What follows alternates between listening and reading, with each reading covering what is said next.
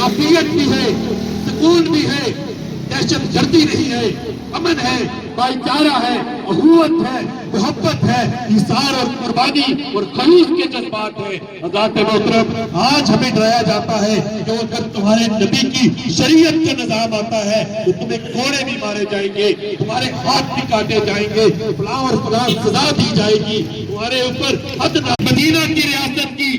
लेकिन उस मदीना की रियासत में हम देखते हैं, मदीना की रियासत के वाली हमारे और आपके आका नबी अकरम सल्लल्लाहु अलैहि वसल्लम का दौर है।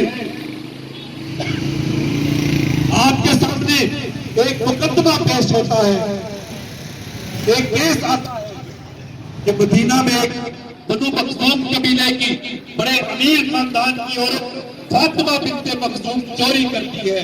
कहा जाता है अब इसके हाथ काटे जाएंगे, अब इसको सजा दी जाएगी। लेकिन जब बात पहुंचती है, पता चलता है, सिफारिश की कोशिशें होती है, ये इतने बड़े कबीले की औरत है, ये फातिमा बिन्ते मखज़ूम है, इसके साथ में रैयत कर दी जाए, इसके हाथ न काटे जाए। आप तक बात पहुंचती है, मस्जिद नबवी के अंदर लोगों को जमा करते हैं, मिंबर के ऊपर बैठते हैं और अपने दोनों हाथ बुलंद करके कहते हैं कि आज इस मस्जिद के अंदर फातिमा बिन्ते मखज़ूम ने चोरी की है। रब्बे काबा की कसम, ये तो फातिमा बिन्ते मखज़ूम है।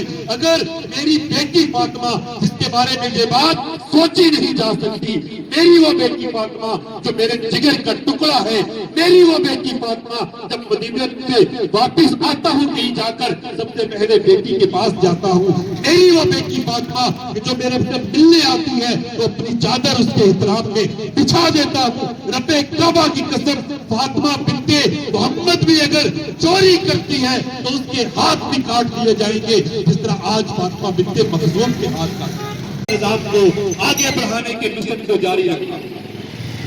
अगर हम मदीना की रियासत की बात करें तो हमारे मुल्क के वजीर आजम टीवी पर आकर ऐलान करता है कि 2 लाख की तनख्वाह में मेरा गुजारा नहीं होता।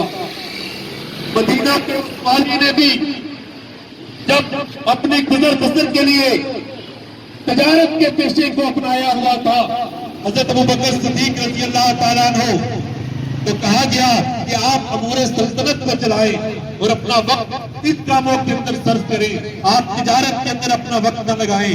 कहने लगे गुजर बसर कैसे होगी?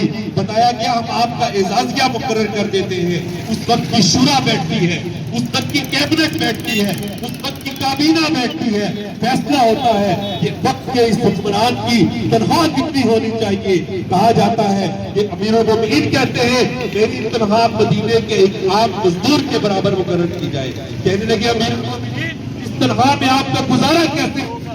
कहने लगे उसी तरह गुजारा होगा जिस तरह उस गरीब का गुजारा होता है, और अगर मेरा गुजारा न हुआ तो फिर मैं अपनी तनख्वाह में, अपने एजाज़िये में इजाफे से पहले उस मजदूर की उजरत को भी बढ़ा दूं।